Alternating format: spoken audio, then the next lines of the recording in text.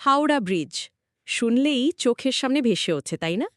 এটা তো শুধু একটা ব্রিজ নয়, কলকাতা আর হাওড়ার লাইফ লাইন।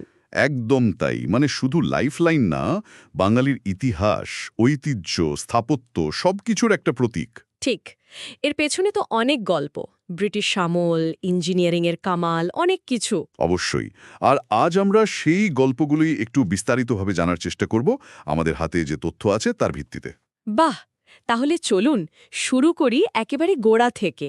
প্রথম যে ব্রিজটা ছিল, ওই পন্টুন ব্রিজ, সেটার ব্যাপারে একটু বলুন। হ্যাঁ, ওই পন্টন ব্রিজটা ওটা তৈরি হয়েছিল 1874 সালে।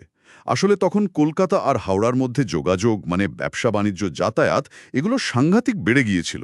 ওহ, মানে নৌকায় আর হচ্ছিল না। ঠিক, নৌকায় পারাপার যথেষ্ট ছিল না, তাই ব্রিটিশরা অনেকদিন ধরেই ভাবছিল 1855-56 সাল থেকেই একটা সেতুর কথা। আচ্ছা।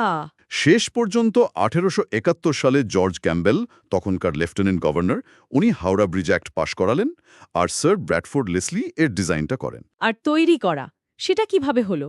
শুনেছি একটু অন্যরকম ছিল ব্যাপারটা। হ্যাঁ, বেশ ইন্টারেস্টিং। এর বেশিরভাগ অংশ ইংল্যান্ডে তৈরি করে, মানে প্রি-ফ্যাব্রিকেট করে জাহাজে করে এখানে এনে জোড়া লাগানো হয়েছিল। সে যুগে দাঁড়িয়ে এটা তো বেশ আধুনিক ভাবনা। অবশ্যই। প্রায় 1528 ফুট লম্বা ছিল আর 48 ফুট চওড়া। দুপাশে ফুটপাতও ছিল 7 ফুটের। আর জাহাজ চলাচলের জন্য? হ্যাঁ, সেটারও ব্যবস্থা ছিল। বড় জাহাজ বা স্টিমার এলে মাঝখানের একটা অংশ খুলে দেওয়া যেত, মানে একটা ভাসমান খোলা বন্ধ হওয়ার মতো ব্রিজ আর কি। বাহ, দারুণ তো। চালু হলো কবে এটা? এটা খোলা হয়েছিল 1874 সালের 17ই অক্টোবর। খরচ হয়েছিল প্রায় 22 লক্ষ টাকা। 22 লক্ষ? তখনকার দিনে তো অনেক টাকা। হ্যাঁ, বেশ বড় অঙ্ক। তবে টোল আদায় করে কিন্তু খরচ উঠে লাভও হয়েছিল। প্রায় 34,11,000 টাকার মতো আয় হয়েছিল। তার মানে বেশ সফল ছিল। হ্যাঁ, কিন্তু ওই বছরই নভেম্বরে একটা সাংঘাতিক ঝড় হয়। তাতে বেশ কিছু পন্টুন ছিঁড়ে গিয়ে ক্ষতি হয় ভালোই, যদিও পরে সারানো হয়েছিল। হুম, কিন্তু এই পন্টুন ব্রিজ তো আর চলল না বেশি দিন। একটা নতুন, আরও মজবুত সেতুর দরকার পড়ল। কেন? শুধু কি যানজট? মূলত যানজট আর হাওড়া স্টেশনের উপর চাপ বাড়ছিল খুব। পুরনো পন্টুন ব্রিজটা এত গাড়ি, এত লোকের ভার আর নিতে পারছিল না।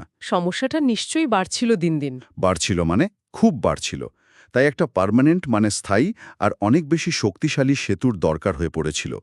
এই ভাবনা থেকেই 1922 সালে তৈরি হয় নিউ হাওড়া ব্রিজ কমিশন। আর তারপর অ্যাক্ট পাশ হলো। হ্যাঁ, 1926 সালে এলো the new Howrah bridge act.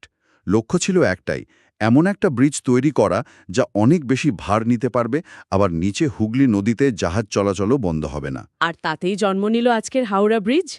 এই যে ক্যান্টিলিভার ব্রিজ বলি আমরা, ব্যাপারটা একটু সহজ করে বলবেন? নিশ্চয়ই।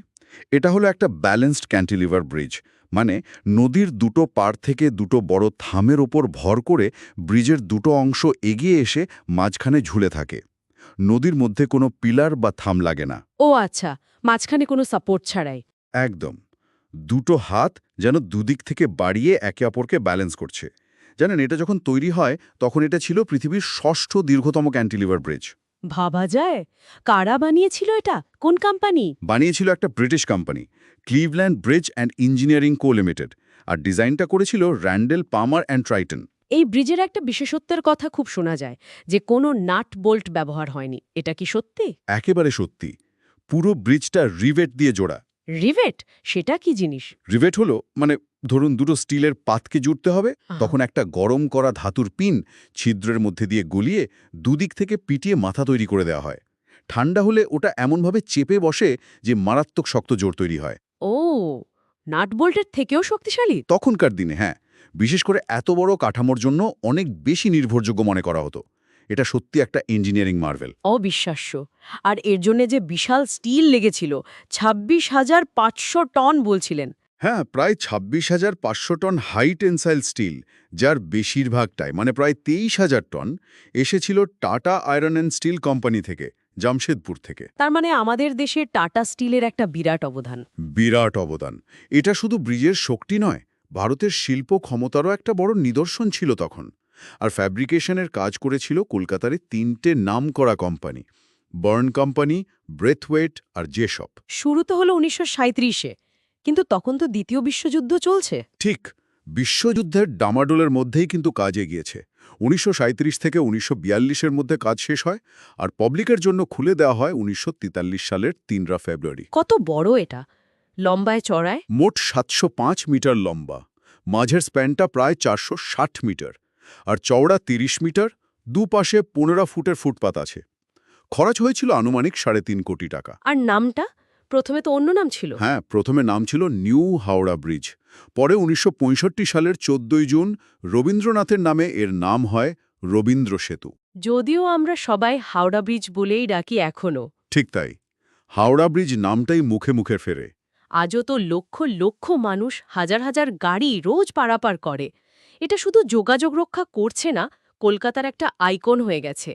এর রক্ষণাবেক্ষণও তো একটা বড় ব্যাপার নিশ্চয়ই। অবশ্যই, ভাবুন একবার, একটা ভাসমান পন্টুন ব্রিজ থেকে আজকের এই বিশাল ইস্পাতের কাঠামো, এই যাত্রাটা অসাধারণ। এর ইঞ্জিনিয়ারিং, রিভেটিং টেকনিক, টাটা স্টিলের ব্যবহার, সবকিছু মিলিয়ে এটা সত্যি একটা গর্বের জিনিস। কলকাতা শহরের পরিচয়ের সাথে এটা একদম মিশে গেছে। তাহলে আলোচনাটা শেষ করার আগে একটা প্রশ্ন রেখে যাই।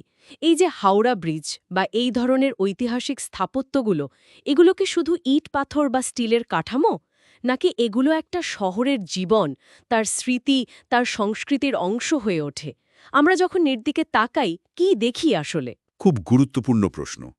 এটা শুধু একটা পারাপারের পথ নয়, এটা যেন শহরের স্পন্দনকে বয়ে নিয়ে চলেছে প্রজন্মের পর প্রজন্ম ধরে।